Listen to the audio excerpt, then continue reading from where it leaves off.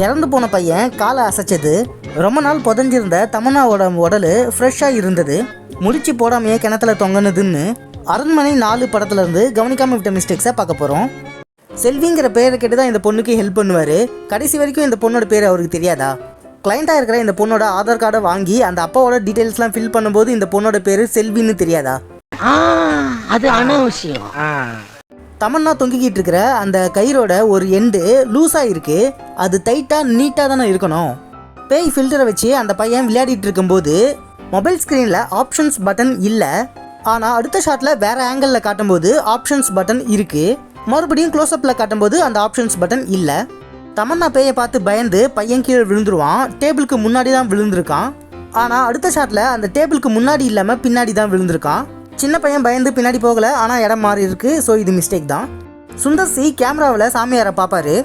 அப்போ ஜூம் பண்ணுவார். அந்த சாமியார் தெளிவாக தெரிகிற வரைக்கும் ஜூம் ஆகும், அதுக்கப்புறம் நின்றோம். ஆனால் அவரோட ஃபிங்கர்ஸ் பார்த்தீங்கன்னா ஜூம் பண்ணிக்கிட்டே தான் இருக்கும்.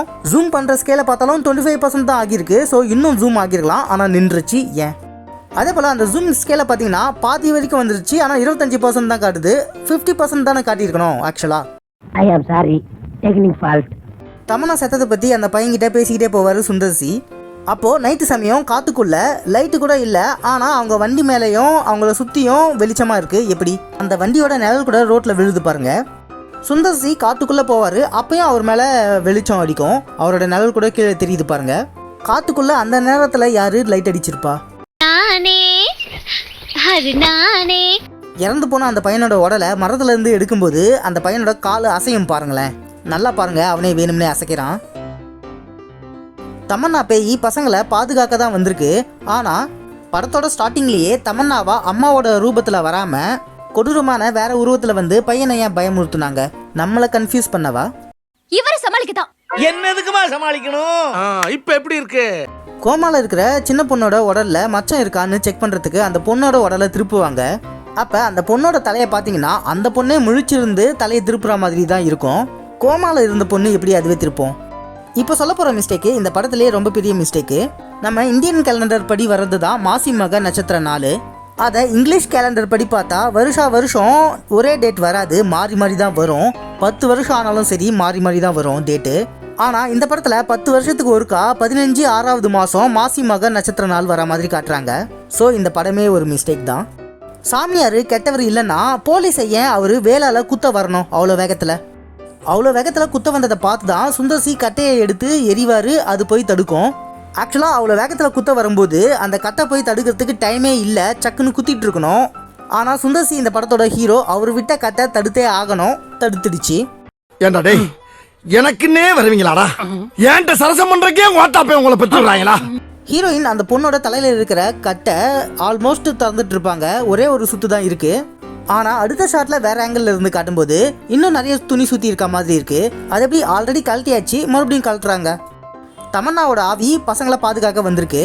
ஆனால் அந்த பொண்ணை கடத்தணும்னு யோகி பாபு வரும்போது அவர் கையில் கத்தி இருக்குன்னு பார்க்காம அந்த பொண்ணு மேலே தள்ளி விடுது இந்த தமன்னா பேய்.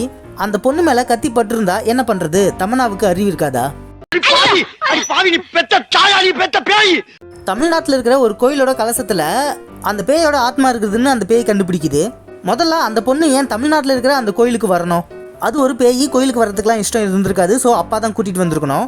அந்த அப்பாவுக்கு அந்த கோவிலோட கலசத்தில் தான் பேயோட ஆத்மாவை மறைச்சி வச்சிருக்கோன்னு தெரியும். பொண்ணு வேஷத்தில் இருக்கிற பேயை கூட்டிகிட்டு வந்து ஏன் அவர் ரிஸ்க் எடுக்கணும்? அந்த பேய்க்கு நிறைய பவர் இருக்குது. ஸோ பசங்க எங்கே இருக்காங்கன்னு அதால் கண்டுபிடிக்க முடியும். ஆனால் தமன்னா கிட்ட வந்து அந்த பசங்க எங்கன்னு கேட்டு அந்த தமன்னாவை கொல்லணுமா? ஐ திங்க் தமன்னா தொல்லை தாங்க முடியலன்னு ஹஸ்பண்டே வேணும்னே பண்ணியிருப்பாரோ? எனக்கு உன் மேலதான் ஒரு சந்தேகம். ஏன் மேலையா? புருஷன் வேஷத்தில் வந்த பேய் தமன்னாவோட தலையில் பலமாக அடிச்சிடும். தமன்னா தலையிலேருந்து நிறைய ரத்தம் வந்திருக்கும். ஆனால் கொஞ்ச நேரம் கழித்து காட்டும்போது அவங்க தலையில் ரத்தம் இருக்காது. அவங்க உடம்புலையும் ரத்தம் வடிஞ்ச மாதிரி அடையாளமும் இருக்காது. பொண்ணை காப்பாற்ற பூசாதி வேஷத்தில் வந்த பேயோட கையை ஃபேனோட ரெக்கையை வச்சு தமன்னா வெட்டி விட்டுருவாங்க. அப்போ மார்வல் படத்தில் வர லோகன் மாதிரி உடனே ஹீல் ஆகிடும். ஆனால் புருஷன் வேஷத்தில் வந்த பேயை தமன்னா தலையிலே அடிச்சிருப்பாங்க. ஆனால் கொஞ்ச நேரம் கழித்து காட்டும்போது அந்த பேயோட தலையில் அந்த காயம் இருக்கும். ஏன் ஆற்றலை? அந்த பேய் எட்டி உடச்சி தமன்னா விழும்போது அந்த காஞ்சிட்டு இருக்கிற துணிங்களுக்கு கீழே செங்கல்கள் இல்லை. ஆனால் அந்த பேய் தமன்னாவை தரன்னு இழுத்துட்டு போகும்போது அங்கே பார்த்தீங்கன்னா செங்கலுங்க இருக்குது. அப்படி தமன்னாவை தரத்தரன்னு இழுத்துட்டு போகும்போது காஞ்சிட்டு இருக்கிற அந்த கிரீன் கலர் சாரிக்கு கீழே தான் அவங்க இருக்காங்க. அடுத்த ஷாட்ல பசங்களை காட்டிட்டு மறுபடியும் அவங்கள காட்டும்போது அந்த கிரீன் கலர் சாரியை தாண்டி போயிட்டு இருக்கணும். ஆனால் மறுபடியும் கிரீன் கலர் சாரிக்கு முன்னாடி இந்த இடத்துல இருந்து தான் தரத்தரன்னு இழுத்துட்டு போகுது பேய். ஏன் பேய் எப்படி? அந்த பேய் தமன்னாவோட கழுத்தில் கயிறை சுற்றி மட்டும் தான் விடுது, முடிச்சு போடலை. ஈவன் தள்ளி விடும்போது கூட முடிச்சு போட்டு இல்லை, சுற்றி மட்டும் தான் இருக்குது. ஆனால் கிணத்துக்குள்ளே தொங்குற மாதிரி காட்டும்போது முடிச்சு போட்ட மாதிரி இருக்குது. அதே போல் மேலே நீளமாக போகிற அந்த கயிறு தமன்னாவோட தலைக்கு ரைட் சைடு இருக்கா.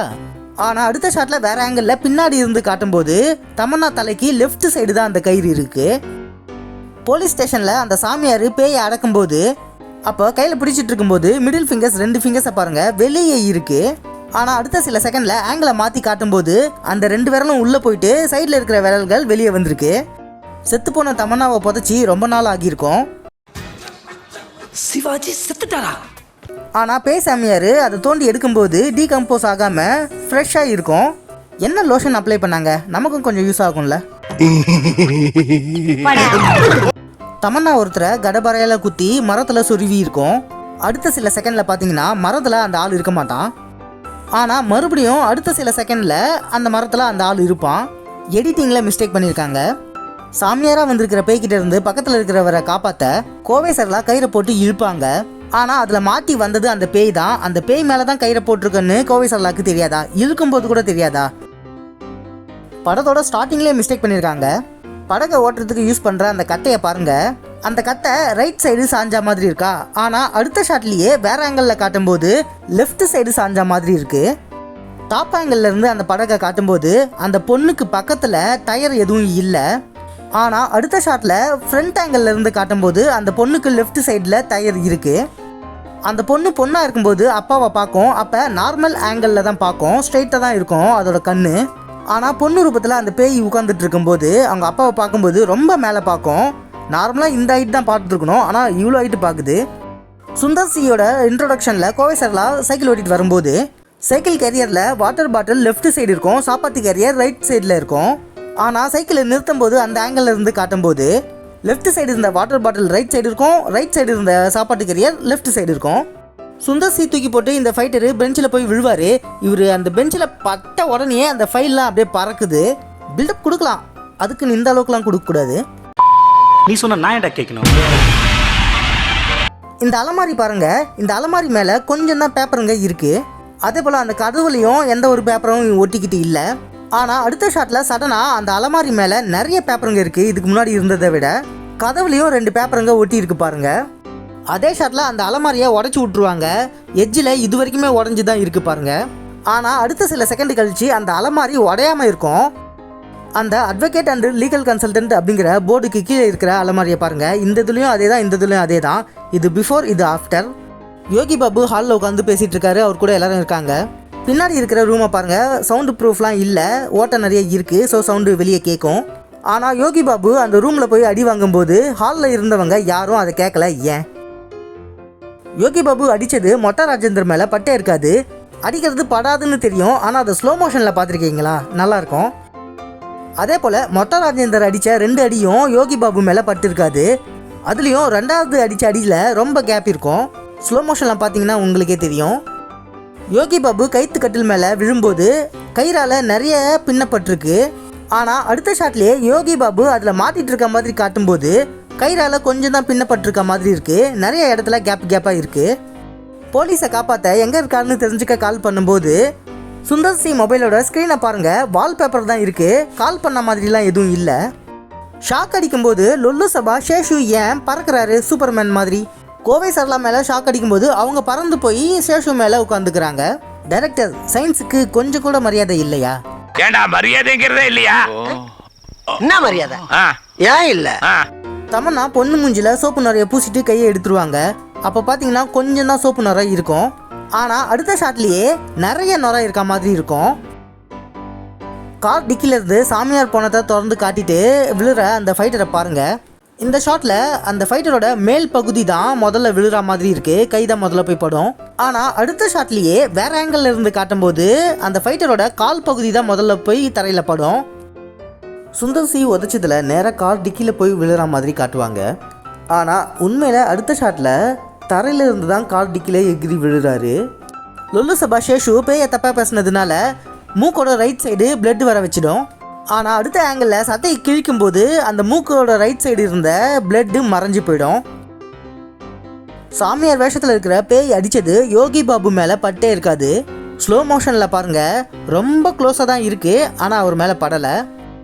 அடுத்து நிறைய வாட்டி அடிப்பார், ஆனால் ஒரு வாட்டி கூட யோகி பாபு மேலே பட்டே இருக்காது. நல்லா பாருங்கள் ஆடியன்ஸ். இப்போ இந்த படத்தில் இருக்கிற கான்செப்ட் மிஸ்டேக்ஸை பார்த்துட்டு வீடியோ முடிச்சுக்கலாம். புருஷன் வேஷத்தில் வந்திருக்கிற பேய்கிட்ட இருந்து தப்பிக்க தமன்னாவும் குழந்தைங்களும் பூஜை ரூமில் ஒளிஞ்சிப்பாங்க. ஆனால் அந்த பேய் கிராஸ் பண்ணும்போது பூஜை ரூமோட விளக்கெல்லாம் அணைஞ்சிடும். ஸோ வீட்டில் கும்பிட்ற சாமிங்க காப்பாற்றாதுன்னு காட்டுறாங்க. ஆனால் தமன்னா பேயாக வந்து தம் பசங்களை அந்த பேய்கிட்ட இருந்து காப்பாற்றுற மாதிரி காட்டுறாங்க. என்ன சொல்ல வராங்க? வீட்டில் கும்பிட்ற சாமியை விட பேய்க்கு சக்தி அதிகம்னு சொல்ல வராங்களா? அதே போல் அந்த பேய் கோவிலுக்குள்ளெல்லாம் போகுது. கடைசியாக தான் கோவில் திருவிழாவில் அத்தனை பேர் வந்து யாகம்லாம் பண்ணி சாமிக்கு சக்தி வந்து அந்த பேயை அழிக்கிற மாதிரி காட்டுறாங்க. இதுலேருந்து என்ன சொல்ல வராங்க? சாதா சமயத்தில் சாமிக்கெலாம் சக்தி இருக்காதுன்னு சொல்ல வராங்களா? காசு சம்பாதிக்கிறதுக்காக இவங்க இஷ்டத்துக்கு ஹிந்து மத கடவுள்களையும் கோவில்களையும் பயன்படுத்தி அவமதிக்கிறாங்க. தமிழ் சினிமாவில் ஹிந்து மதத்து மேலே ஏன் அவ்வளவு வன்மம்? ஆடியன்ஸ், இவ்வளோ நேரம் இந்த வீடியோ பார்த்துட்டு இருக்கீங்கன்னா இந்த சேனலை குழுன்னு பார்த்துக்கிற அருவி நீங்கள். ஸோ கமெண்ட்டில் வாட்டர் ஃபால் அப்படின்னு டைப் பண்ணுங்கள். நீங்கள் யாருன்னு நானும் தெரிஞ்சுக்கிறேன். உங்களுக்கு எந்த படத்தோட மிஸ்டேக் வேணும்னு கமெண்ட்டில் சொல்லுங்கள். இதே போல் மற்ற படங்களோட மிஸ்டேக்ஸை தெரிஞ்சுக்க இந்த சேனலை தொடர்ந்து ஃபாலோ பண்ணுங்கள்.